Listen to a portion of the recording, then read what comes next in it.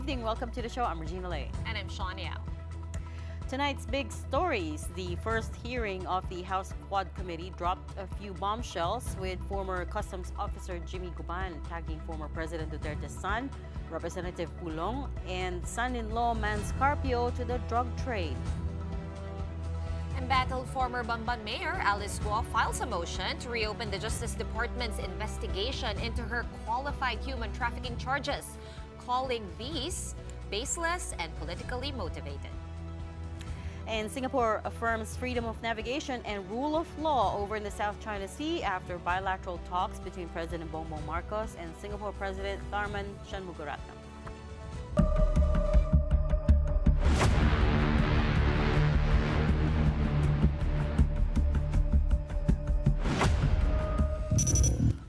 A bombshell first public hearing of the so-called House Quad Committee today. The committee brought out a surprise witness, Jimmy Guban, a former Customs Intelligence officer who had been testifying about the drug problem even during the time of former President Rodrigo Duterte.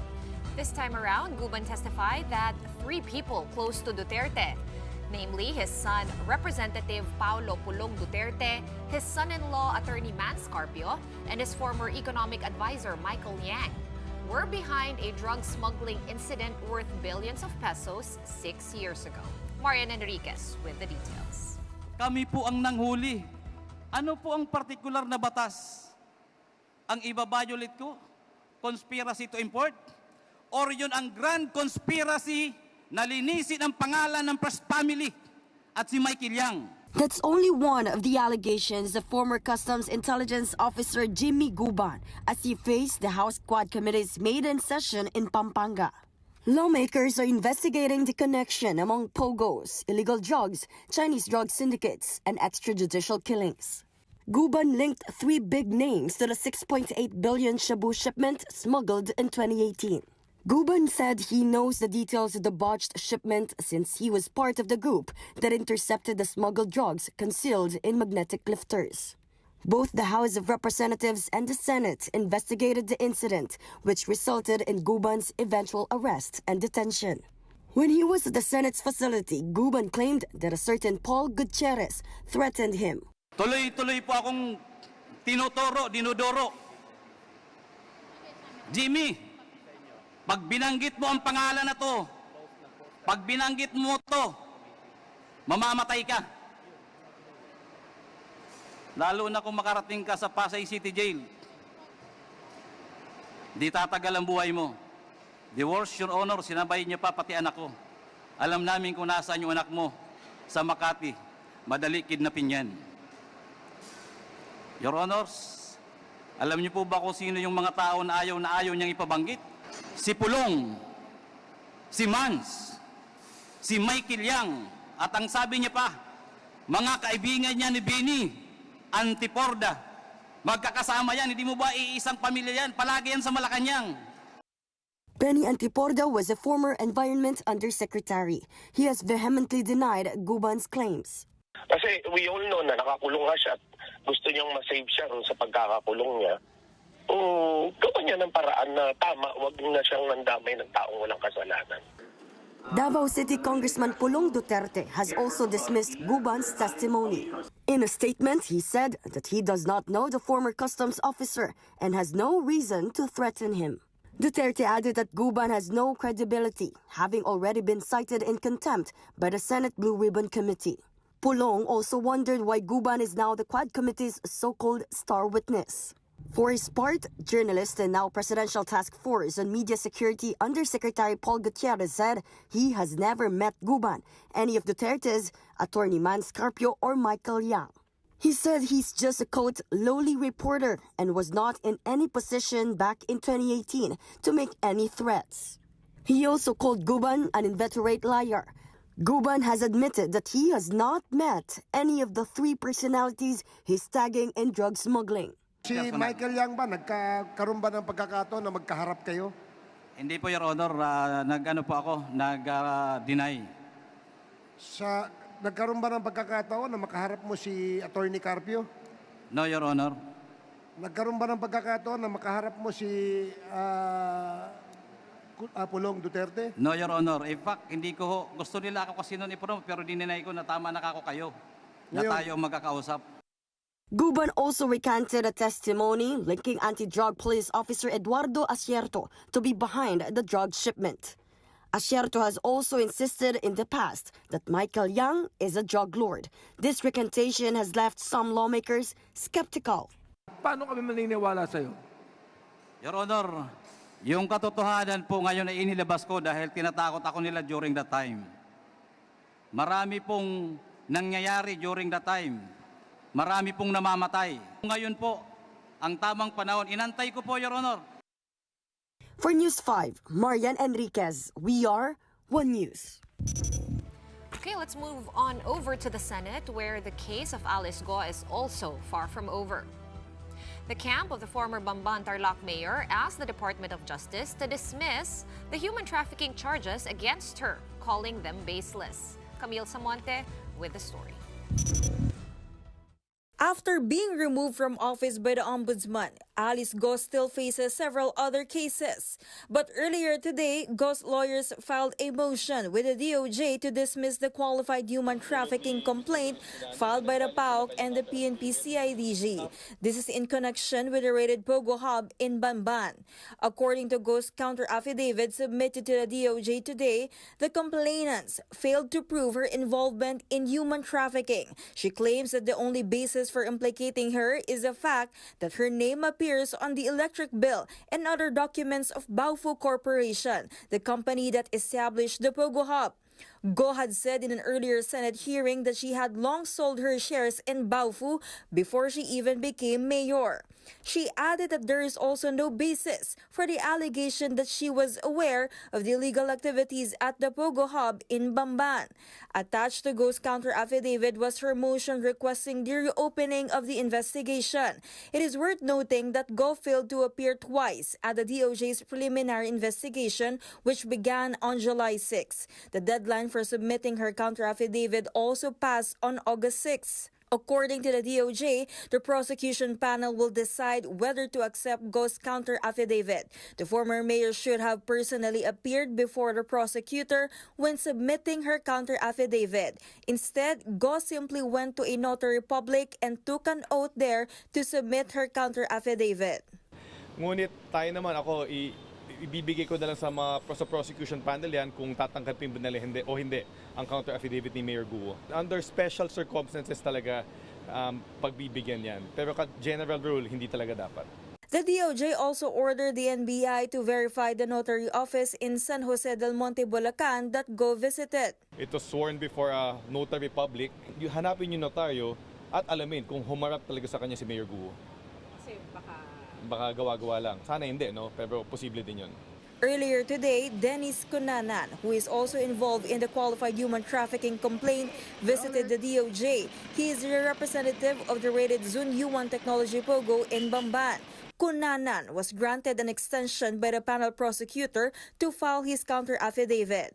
The PNP CIDG and PAOK likewise requested an extension to submit their reply affidavit regarding the documents submitted by Go and Cunanan. The preliminary investigation will resume on August 27. For News 5, Camille Samonte, we are One News. Senator Ronald Bato Dela Rosa is another person determined to exhaust legal remedies in case the International Criminal Court issues an arrest warrant for him. The first PNP chief of the Duterte administration insists that he's not worried at all, but he will seek help from the Supreme Court. The ICC warrant will need to be served by Philippine law enforcement agencies. But what if the Interpol serves it on behalf of the ICC? The senator says that also requires coordination between member countries, and that's not so simple. Aside from the High Court, De La Rosa is also counting on his colleagues at the Senate and the Filipino people to stand with him in case he is apprehended. We will seek for clarificatory relief from the Supreme Court. And Supreme Court ruling will be binding to everyone. So hindi man kami pwedeng mag-seek ng clarificatory relief before the issuance of warrant kasi hindi rin wala ring ika-clarify ang Supreme Court kung walang warrant na lumabas. So hintayin natin maglabas ng warrant just in case talagang gusto nilang i-implement, no?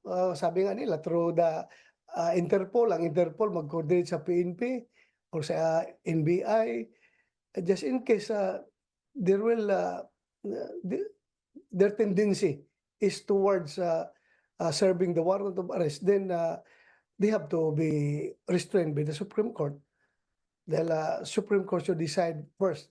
As I have said, kini-question natin yung jurisdiction ng ICC over the Philippine jurisdiction. In foreign affairs, President Marcos said the visit of Singapore's President Tharman Shanmugaratnam was a rekindling of personal ties and shows the strong bond between Filipinos and Singaporeans.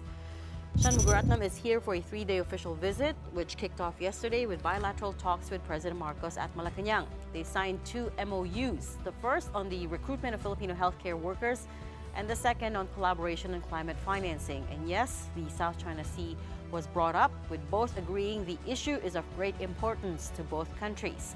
Singapore's president also called for the rule of law to be upheld. Aside from bilateral issues, we also discussed regional issues of mutual interest. As geographical neighbors in Southeast Asia, the South China Sea, West Philippine Sea holds great importance to both our countries. The South China Sea is an extremely important issue. Singapore's position, of course, is well known. We've consistently upheld the rights of all states to freedom of navigation and overflight, and strongly supported the peaceful resolution of disputes in accordance with international law, including the 1982 UN Convention on the Law of the Sea, or UNCLOS. That's fundamental. UNCLOS has to be the legal framework within which all activities in the oceans and seas are carried out. Last year, the country's total trade with Singapore stood at $10.6 billion, with $3.5 billion in exports. That makes Singapore the Philippines' eighth largest trading partner. Also in 2023, approved investments from Singapore reached $674.4 million.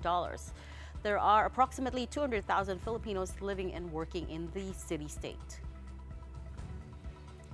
All right, staying with the South China Sea, or how we call it, the West Philippine Sea. Philippine Coast Guard spokesperson for the West Philippine Sea, Commodore J. Tariela, says that the ship that China sent to replace the so-called monster ship in Escoda or Sabina Shoal is also closely monitoring the activities of the Philippine Coast Guard. Gaya ng ginawa ng China Coast Guard 5901, no? Ang China Coast Guard 5303 na pumalit sa 5901 ay nagmamatsyag pa din sa activity ng ating Coast Guard vessel. While at the same time, ito nga yung sinasabi ko, no? Ang China Coast Guard 5303 ay isang recognized sana na ni-register ng China to be part, no, ng isang na mag-conduct ng law enforcement to combat IUUF, no? Experts say that the so-called monster ship with hull number 5901 was likely only refueling and will return to the shoal at some point. It is known as the largest Coast Guard vessel in the world at 165 meters long and was in the vicinity of Sabina Shoal for 38 days. In response, the PCG's BRP Teresa Magbanua has been deployed there since April. Chinese state media Global Times recently accused the Philippines of building a, quote, forward deployment base off of Sabina Shoal, which Tariela called absurd. Nakakatawa nga yung mga statement ng ganyan ng People's Republic of China. Pag tayo nag-deploy ng barko, dududahan na nila tayo na mag-i-station tayo ng barko. Samantalang yung pinakamalaking barko nila, na China Coast Guard 5901, at ang napakaraming Chinese maritime militia, we are documenting it that they are illegally swarming our own exclusive economic zone. At hindi naman natin sila pinaparapangan na magtatayo sila ng mga forward bases na sinasabi nilang ganyan, no? Considering that they are the ones deploying their vessels illegally and unlawfully in violation of UNCLOS. We're going to pause for a quick break for now. Right after that, A chat with Senator Win Gatchalian, who says that the DepEd's Learning Recovery Program is in dire need of reform. We'll also get updates on the Senate's case against Alice Go. Stay tuned for that.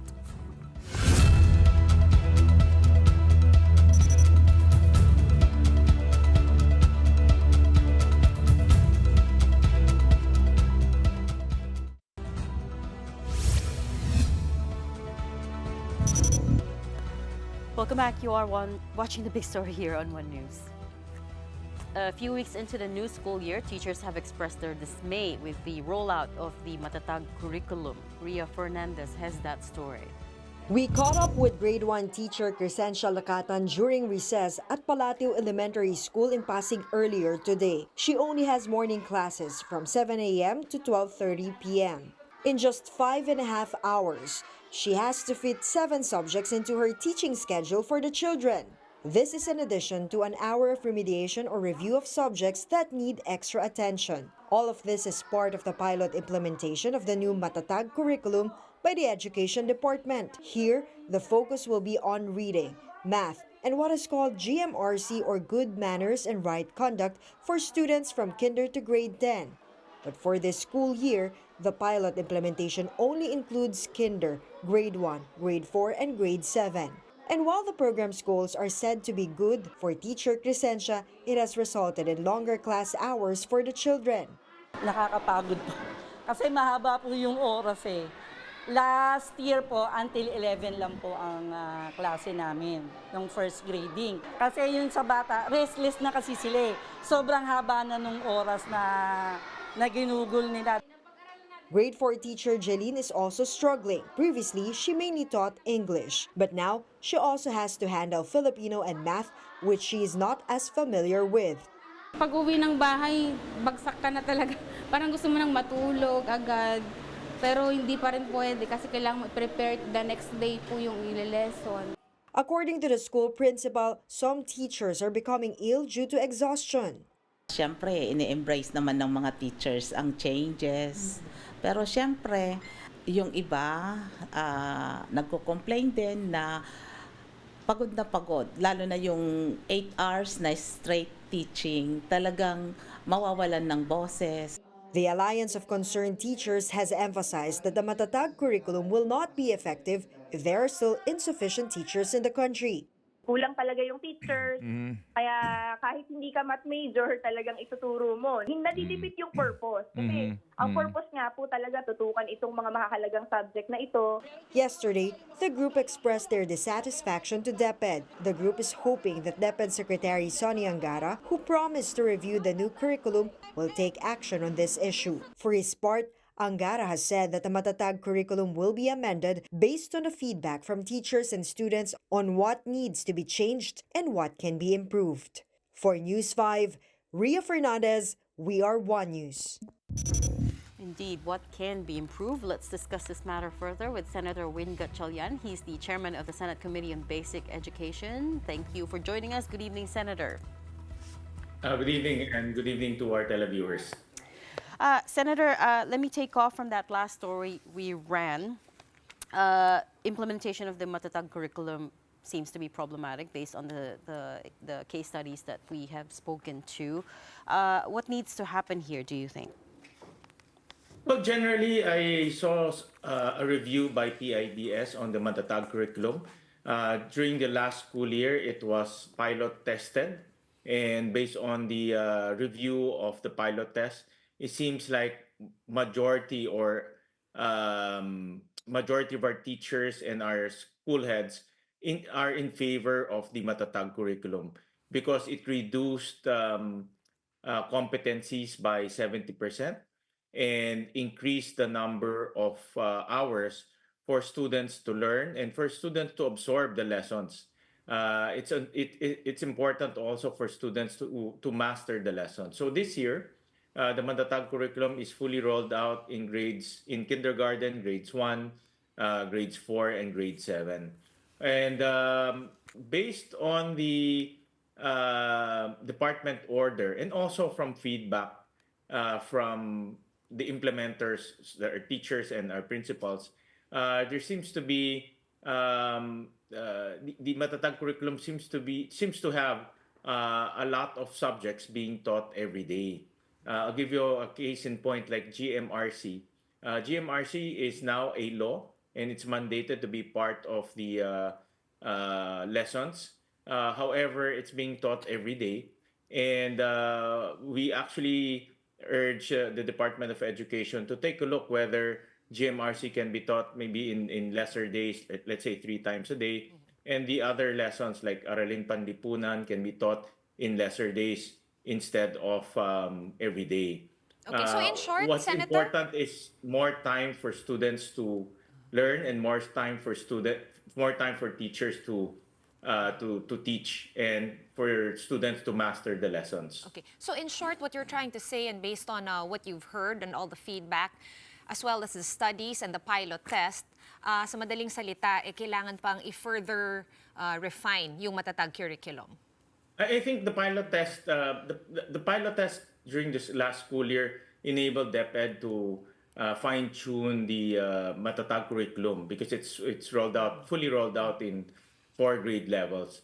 However, still based on feedback, still based on the department order that was released recently. There seems to be room for room for adjustment, especially on subjects. Okay, you also said, and this quote of yours was carried by a lot of news outlets, the NLRP, the National Learning Recovery Program, that is yung panghabol ng mga estudyante after the COVID pandemic. You said it needs massive reform. Can you tell us what you've seen not go right with the NLRP? The National Learning Recovery Program was intended to help our students who suffered during the pandemic. Learning loss is real. And in fact, during the learning, when World Bank conducted the survey on learning poverty, meaning literacy rates of our students, they discovered that 90% of our age 10 students cannot read a simple story. And that is quite alarming. So after the pandemic, the Department of Education launched the National Learning Recovery Program. But we discovered a lot of problems in the implementation of the National Learning Recovery Program. For example, those who need it the most are not acquiring it because it's voluntary. And the assessment prior to the National Learning Recovery Program imposed are not released to teachers. So in other words, teachers don't have any idea which student needed the most and if the students improve after the learning recovery program. And at the same time, it's not targeting students who really need intervention. Almost 60% of the students who participated in this program are the ones who are already advanced in their class. Okay, so And actually, one of the findings as well is that there's serious discrepancies between the actual competencies required of a grade level and the content that's being taught. How do we fix that? Well, that's a really a big problem because we discovered in the National Learning Recovery Program for intervention, meaning students who need intervention, for students who are supposedly in grade 7, grade 8, are being taught with simple math. And after this program, after this intervention program, they will go back to the regular school. But in the regular school, they will not be taught simple math. It will be much more complex than that, like trigonometry or quadratic equations. So obviously the student will really have a hard time catching up because the subjects are very complex. So there needs to be another intervention program, an after-school intervention program for that particular student, and that's something that we are going to roll out through a new law called the ARAL program, and the ARAL program calls for a national tutoring program for students who need intervention. Okay, Senator Gatchalian, we know you're also a co-chair of EDCOM 2, the Education Commission, the second Education Commission. I also read that your first-year report is out. What are the pertinent points that came out there, yung issues that we really need to observe? Because we have been talking about this for a few minutes now, and it's so tangled, buhol-buhol siya. Where do we really start? And can we really... Two things. No? The report basically, one of the most important outputs of the report is basically saying that the three agencies are not coordinating enough. No? We have three education agencies, TESDA, CHED, and DepEd. And these three agencies are not coordinating and not cohesive enough that learning outcomes are being affected. I'll give you a case in point, like teacher education.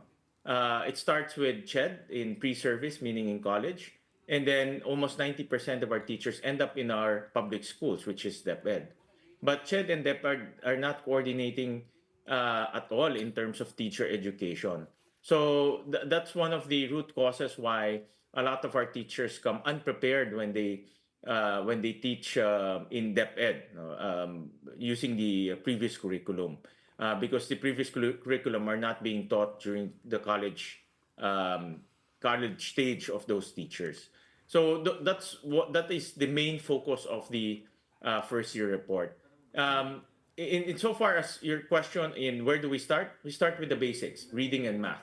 If we have grade 7, grade 8 students who are being intervened with simple math, that means fundamentals or foundational skills are not being taught at an early stage, and we need to focus on that at an early stage. Okay, I wanted to hone in on something you said, Senator. Like you said, magkakahiwalay yung tatlong ahensya, yung CHED, yung DepEd, pati yung TESDA, right? But it was EDCOM 1 actually that the findings of EDCOM 1 was to separate these three departments. And can we then say na maybe that was a bad idea to begin with? No, EDCOM 1 also suggested that there should be a coordinating council, the National Education Coordinating Council. That was never implemented since EDCOM 1. And that's why I thank the President Marcos right now for creating the Cabinet Cluster on Education. This is a suggestion coming from EDCOM 2, based on the findings of EDCOM 1 and also based on the findings that we have conducted in the past year. And one of the fundamental flaws that was not implemented was that coordinating body. And now that coordinating body has been created by President Marcos. And with the recent appointment of Congressman Kiko Benitez in TESDA, I think we will have a good, I'll probably call it the dream team of education has been appointed. Senator Sani Angara is there for DepEd, and then you have Congressman Kiko Benitez there for TESDA. For me, we have the dream team already appointed, and now that team is fused into what we call the Cabinet Cluster for Education. And I think that the problem with coordination will now be solved. Wow, that's pretty high praise. We're going to expect a lot from your former colleague, now DepEd Secretary Sani Angara. But Senator Gatchalian, your time is precious, we know, but I wanted to shift gears, if that's okay, and talk about another case that you're overseeing. Of course, I'm talking about Alice Guo. I wonder if you could give us an update on what's going on there now and how you're able to push forward the case given that they're not cooperating. Well, we found out just today that she filed her counter affidavit on her case on human trafficking against her, and I was going through the documents earlier, and apparently it was notarized here in the Philippines. So that means she had to appear personally to the notary public in order for that document to be notarized and subsequently filed to the DOJ. So if indeed that notary public is telling the truth, then she's still here in the Philippines, because you cannot file your notary public by remote. And that's in the rules of the Supreme Court. So we will look at that angle. That's only, this is the latest development today. On top of that, the Senate is ready to file this coming week cases against her on perjury as well as disobedience. And the Senate's not taking lightly of her non-appearance in our hearings. Her attorney, her lawyer, attorney Stephen David, in the few times that we've spoken to him, broadly he feels like they haven't been given a fair shake, right?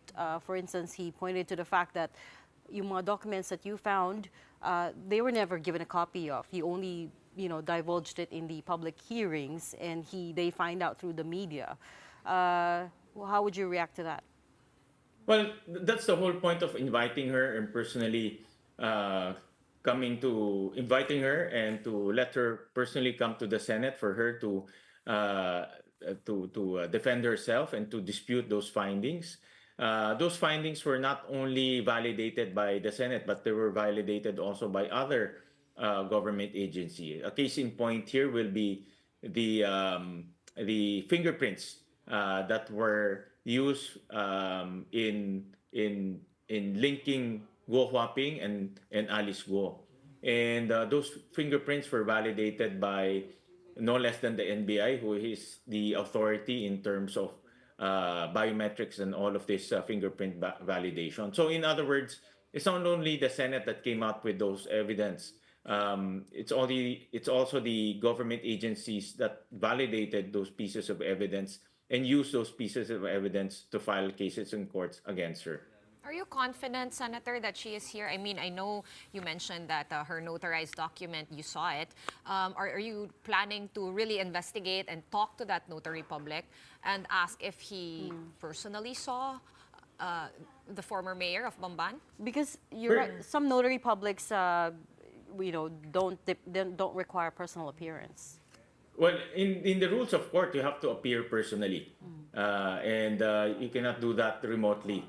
The Supreme Court already revoked the remote appearance or virtual appearance after the pandemic, and the whole point of the notary public is for the notary public to know that you are a real person and you are attesting to your affidavit. So we're investigating this matter also. But that's the initial reaction that I have looking at the counter affidavit that she filed today. How far do you want to take the case? Well, as far as putting people in jail because of the crimes that they did to our country, the human trafficking, the shame, the torture, the prostitution, that's how far I want to take this, because those criminal syndicates should be made accountable and put in jail. And we cannot take this lightly, because if this will not if these criminal syndicates will not be prosecuted, then they will just laugh at us and probably repeat the same criminal activities over again. But Sen, what about from the other side of the fence? I mean, we can say, of course, nakalusot sila sa atin di ba? Are you looking at certain pieces of legislations, amendment to existing laws to prevent this from happening again? Yeah, a lot actually came out of this hearing. Number one is to legislate a ban on POGOs, and we have a few bills already filed in the Senate, and we're going to hear that. Number two is to fix our late registration system and our birth certificate system. As we all know, Guo Huaping became a Filipino because of the late registration system that was already validated. It was spurious and it was irregular. And number three, we have to also look at the Bureau of Immigration processes. Like, for example, improve their biometric system, improve their information gathering system, and use that to connect it with other government agencies, so we have faster validation of data, and we will know exactly who are coming here and who are they and what business are they conducting here. And then lastly, Senator, I wonder if you had any updates as well on the exodus of the POGOs now that President Marcos has said they are banned. Ano yung updates? Is it on track? We don't have any document yet. I think the last hearing that we conducted, PAGCOR said that they will be conducting an interagency group to look at all the facets of this POGO closures. For example, on employment, on the effects to, let's say, um, employment effects to the rental and the leasing situation, meaning property issues as well. They're also going to look at Bureau of Immigration issues. For example, if these workers working in Pogos still have live visas, and if they cancel them, what is the mechanism for the Bureau of Immigration to look for them and eventually track them down. So that's the last feedback that we got from PAGCOR. And but anecdotal,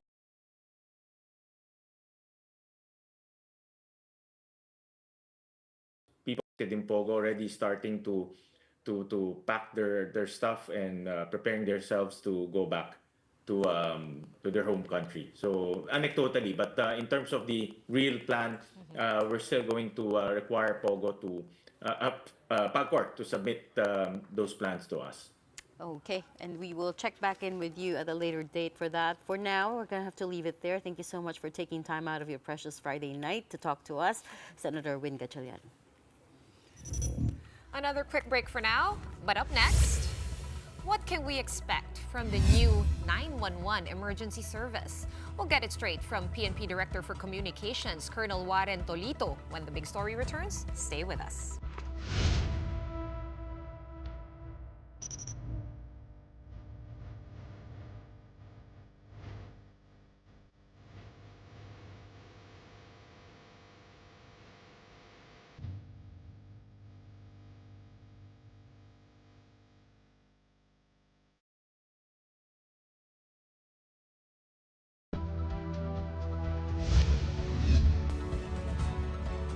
Welcome back. You are still watching the big story here on One News. The Philippine National Police has rolled out a new 911 emergency system that promises faster and better response to untoward incidents. The PNP held a simulation to test the new emergency hotline over at their command center in Camp Crame. The system is similar to the 911 service in the United States, and the National Police Force is hoping that it will fast-track police response and coordination with other emergency responders. But for now, the system is being utilized in Metro Manila. However, the hotline is able to take in calls from across the country. Dati mano-mano tayo, mano-mano. Ngayon, because of technology, dahil sa ang bilis ng galaw. So, yun ang importante, yung sistemang galing sa 911. At yun ang binigay sa atin. From tawag, punta rito, tapos binabato kung saan lokasyon, buong Pilipinas po yan. Mabilis po dapat yan. Babalaan ko kayo, ha? Yung mga prank calls, alam namin kung saan kayo galing. Alam namin ang location ninyo. So, please, huwag kayo magpa-prank calls dahil kakasuhan po kayo rito. To tell us more about this new 911 service, we have with us tonight PNP Director for Communications, Colonel Warren Tolito. Colonel Warren, good evening. Maraming salamat po sa pag-unlak ngayong gabi. Good evening, ladies. For inviting us also to inform the public on the progress on what we've been doing in the Philippine National Police. Go ahead, Colonel. Tell us all about this new 911 system. Paano to nagkaiba? Ito yung E911, di ba? Iba daw to dun sa 911 na naitalaga nung, I believe that was 2020. Ito na rin yun, ma'am, yung emergency 911 revitalized. Bakit naging revitalized ang tawag dito? Because we joined, the PNP supported this DILG emergency 911 revitalized by having the portion on police assistance to be based at the national headquarters of the Philippine National Police. Basically, itong mga tawag dito were being received at the National Call Center in Quezon City, but was later on brought to the PNP Command Center. And from there on, we go direct to concerned police station to relay call for assistance of our kababayan. The good thing about this is that it's within the PNP system so that we will be able to follow it up and review and see what's in relation of what's happening in there in relation to the peace and order of a certain locality. Colonel, how much call traffic do you get on average in a day, and ano yung wait time usually? For the past 1 week, because we just started that last week, it's around 30 plus polls. Yung una actually started from 23, then slowly went up to 30, and then 40. We are expecting more polls since this came out already with all media outlets. So we'll be expecting more polls from the national capital region. Colonel, I have to ask, no, out of the 30, 40 calls you get, ilan doon ang actual emergencies talaga?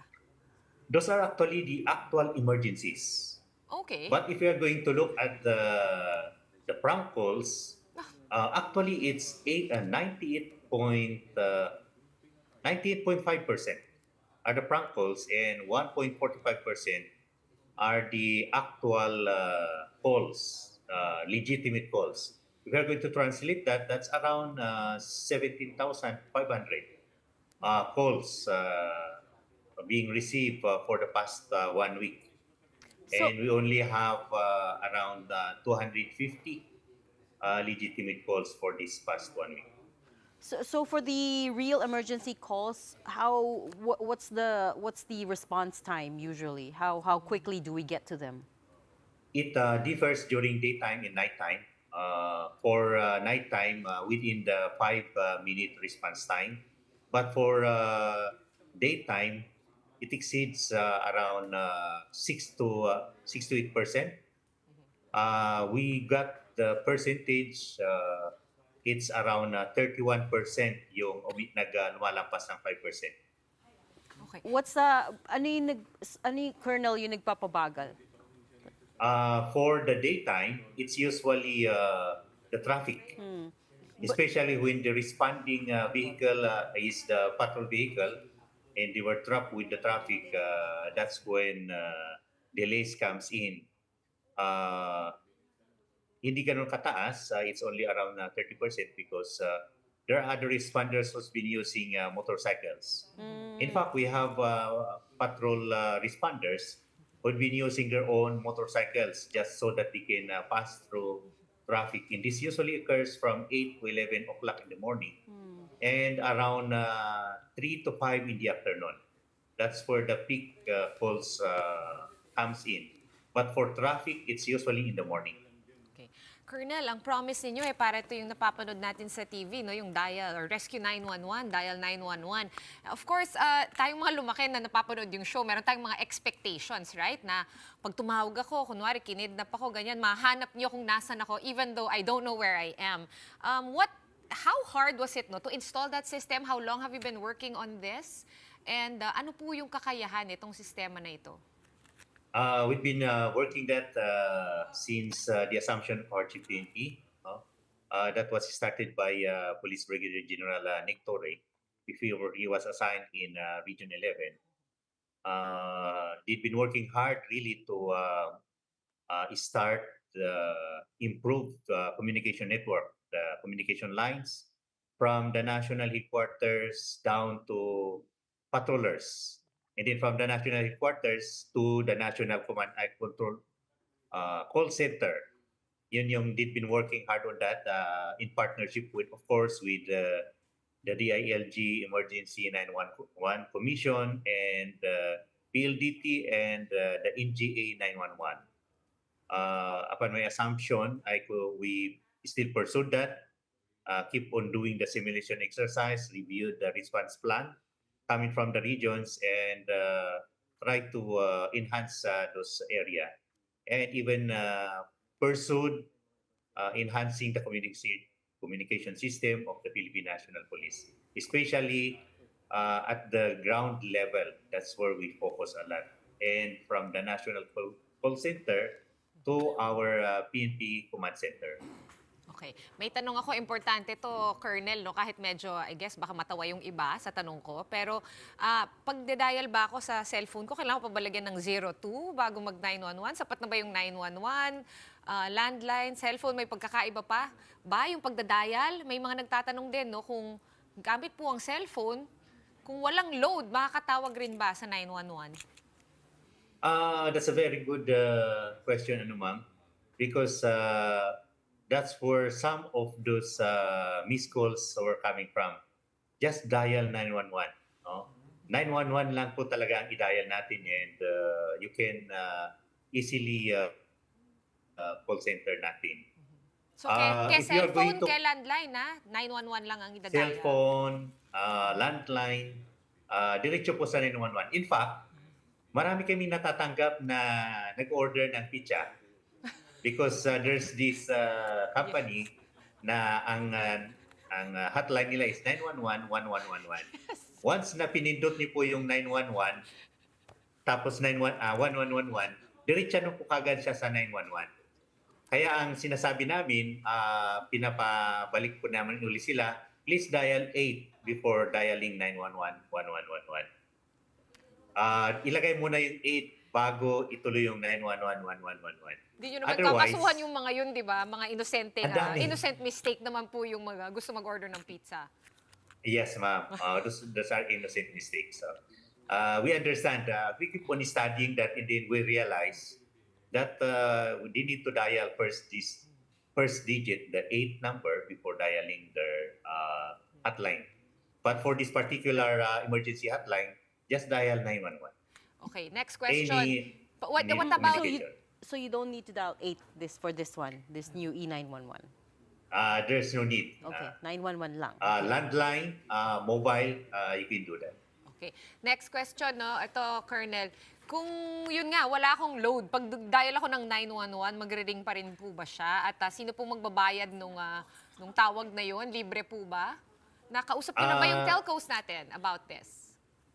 Libre actually. That's including the Executive Order number 56 that this is a free call. Kaya kahit wala kayong load dahil emergency, then you can access yung emergency hotline. Okay, last na lang, I understand, Colonel, hindi pa kumpleto, hindi pa nationwide yung rollout. Can you clarify that for us? Saan lang pong areas gumagana for now and kailan po to magiging nationwide na talaga? Dito sa NCR actually yung pilot area natin. That's the thing we started in August 8 last week. But there are some areas na unti-unti pumapasok. But supposedly we've been working hard for the National Capital Region, especially those matters that delays. There's another thing that really delays the response of our responders, and that is finding the exact location. Kaya that's the second phase of what we'll be doing together with NGA 911 and E911 Commission to integrate that in the system so that the caller, upon calling 911, will be identified already with our console. May mapa po sa amin dito, makikita kagad kung anong particular area ang tumatawag sa amin. So that's the next phase of what we are doing. We hope to have that in 2 to 3 months so that it will facilitate the response of our police officers on the ground dahil may accuracy na in determining kung saan yung area na tumatawag.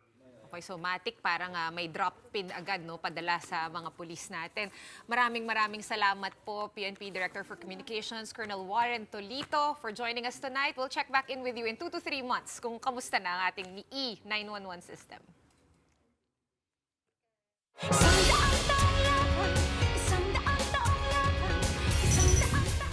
Following his busy day at Signal headquarters yesterday, two-time Olympic gold medalist Carlos Yulo this time made his way to TV5 Novaliches.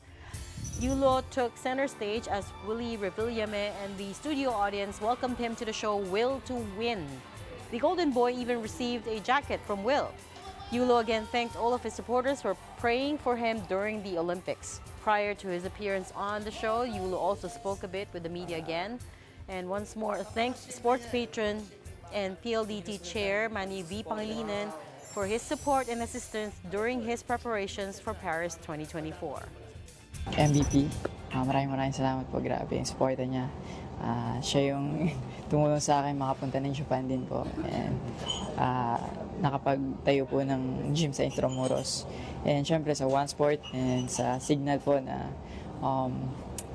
in-air po yung mga training camps namin, yung insight ng trainings and commentating sa mga laro po namin and maipakita sa buong mundo po na yung mga atletang Pilipino, yung mga pinerform namin during Olympics. Really grateful po sa inyong lahat at sa mga Pilipino po na sumusuporta sa amin at nagdarasal. And if like us, you can't get enough of our golden boy, Carlos Yulo, do catch the long take interview with him. That is coming right after the big story, right after the show, so don't change that channel. Oh. Olympics hangover much? We're not over. We're not over it. We're trying to prolong it. But that is a really good one-on-one interview with Cheryl Cosim. Where he gets candid about everything. His training, his family, his challenges. Very interesting interview. So do catch that. Don't change that channel. That's it for the big stories tonight. We are One News, all sides, all the time. Thanks for tuning in. Have a good night and a great weekend.